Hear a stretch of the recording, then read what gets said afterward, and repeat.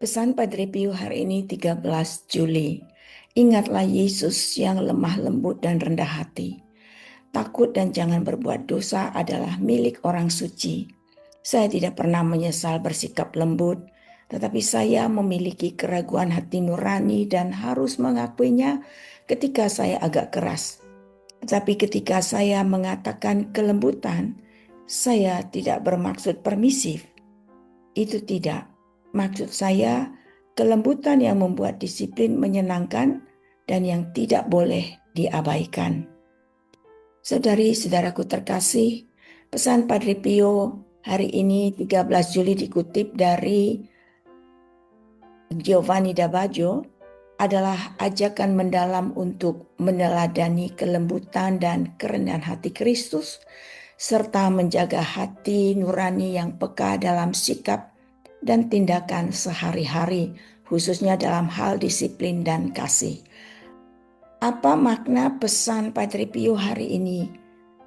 Bisa kita lihat dalam 3 bagian. Yang pertama, ingatlah Yesus yang lemah lembut dan rendah hati. Ini adalah kutipan langsung dari Yesus sendiri dalam Matius 11 ayat 29. Pikulahku yang kupasang dan belajarlah padaku, karena aku lemah lembut dan rendah hati, dan jiwamu akan mendapat ketenangan. Dalam ayat ini Yesus mengajarkan bahwa kekuatan sejati tidak terletak pada kekerasan atau dominasi, tetapi pada kerendahan hati dan kelembutan yang berasal dari kasih. Yang kedua, takut jangan berbuat dosa adalah milik orang suci. Takut akan Tuhan dalam Alkitab adalah rasa hormat mendalam dan mendorong seseorang menjauhi dosa. Dalam Amsal 8 ayat 13 dikatakan, takut akan Tuhan ialah membenci kejahatan. Yang ketiga, saya tidak pernah menyesal bersikap lembut, tetapi saya memiliki keraguan hati nurani, dan seterusnya ketika saya agak keras. Ini mengungkapkan betapa pentingnya memiliki hati nurani yang peka terhadap cara kita memperlakukan sesama. Padre Pio menegaskan bahwa sikap keras bisa membuat hati nurani gelisah, sementara kelembutan tidak pernah membawa penyesalan.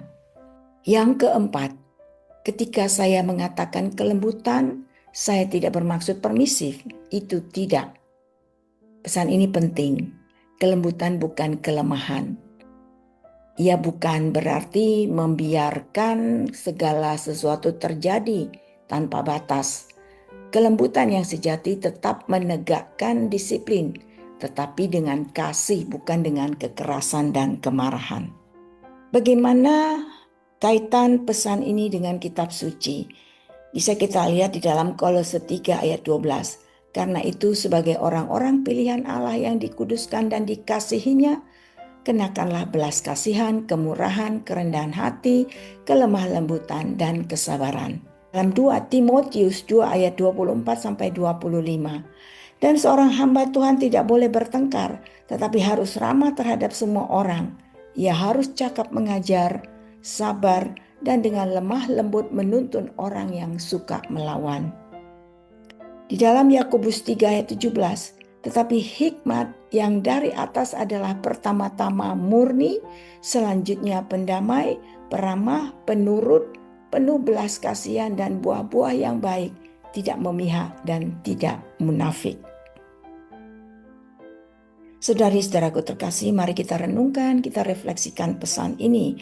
Mari kita bertanya kepada diri kita untuk merenungkan, apakah saya lebih memilih kelembutan dalam menghadapi perbedaan atau cepat marah dan keras? Apakah saya membedakan antara menegakkan kebenaran dengan cara keras atau dengan sikap penuh kasih dan sabar?